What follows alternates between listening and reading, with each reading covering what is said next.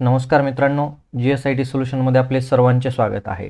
मित्रांनो, तुम्ही कोणत्याही सरळ सेवा भरतीची तयारी करत असाल, MPSC UPSC, त्यासाठी तुमच्यासाठी अतिशय महत्त्वाच्या 23 मार्च 2026च्या चालू घडामोडी आणि सामान्य ज्ञानाची ही प्रश्नमालिका आहे।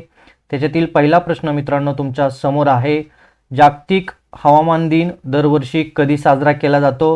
आणि याचं करेक्ट आन्सर आहे 23 मार्च रोजी जागतिक हवामान दिन साजरा केला जातो। पुढचा प्रश्न बघा तुमच्या समोर आहे, 2026 मध्ये जागतिक हवामान दिनाचा मुख्य भर कोणत्या विषयावर आहे?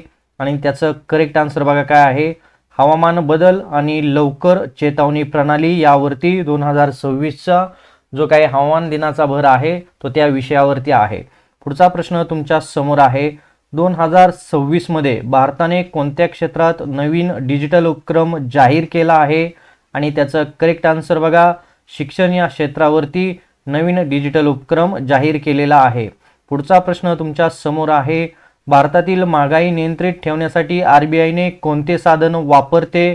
आणि याचं करेक्ट आन्सर बघा, रेपो रेट जे आहे ते महागाई स्थिर करण्यासाठी किंवा नियंत्रित करण्यासाठी RBI साधन वापरते। पुढचा प्रश्न तुमच्या समोर आहे, कार्बन क्रेडिट म्हणजे काय? तर कार्बन क्रेडिट म्हणजे काय बघा, प्रदूषण कमी करण्यासाठी जे प्रमाणपत्र दिलं जातं त्याला कार्बन क्रेडिट असं म्हटलं जातं।